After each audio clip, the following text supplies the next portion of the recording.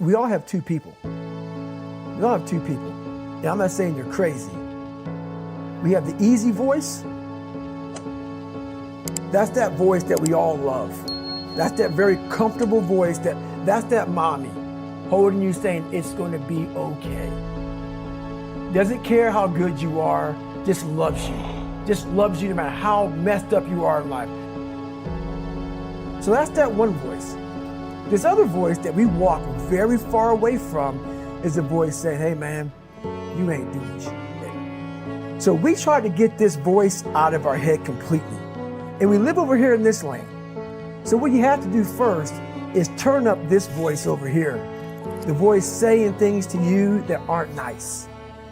That it's in our head saying, you know what, man, dude, you're not doing shit. I'm not saying to put yourself down. I'm saying listen to the truth. And the truth isn't in the 20%.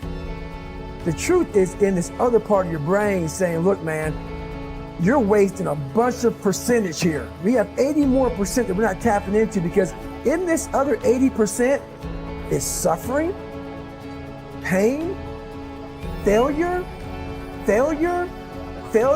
self-doubt, darkness, and then a whole bunch of light. But to get to this light, you gotta go through all of this.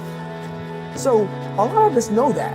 I can get over here, but over here, man, this is much better because I gotta go through this journey that is not fun. This from 20 to 100%, this shit in between is not fun. So we decide to live over here. So everybody goes, how do you do that? You know exactly how to do it. You know exactly, it's not a magic trick. There's nothing I talk about that's a magic trick. It's all back down to a very primitive mindset of we just have to do. It's like breathing. Breathing becomes normal. Like we don't know that we're doing it. That's how you have to live your life.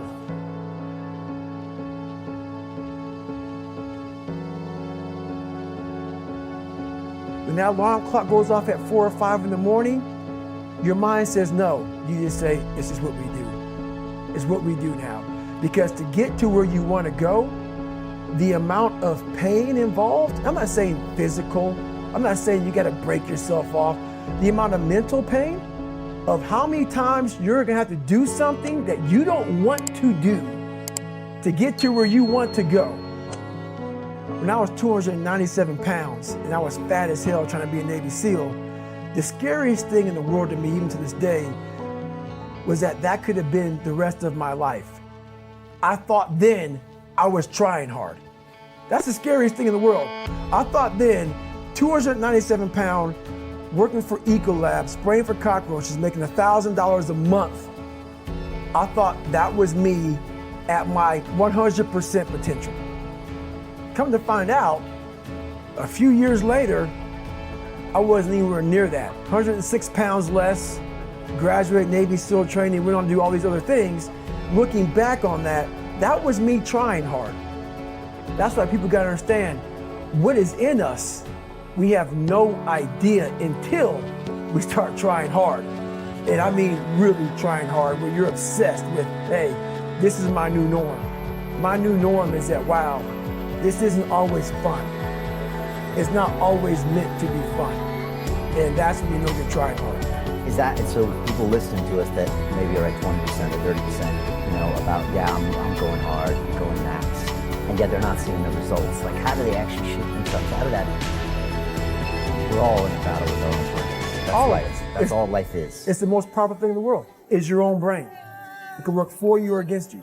And as opposed to focusing on all those bad things that happened to you, all the things you didn't have, the people that called you names, all the stuff in Brazil again, and you start thinking, wait a second, I just visualized this, and now I can take it to the next level.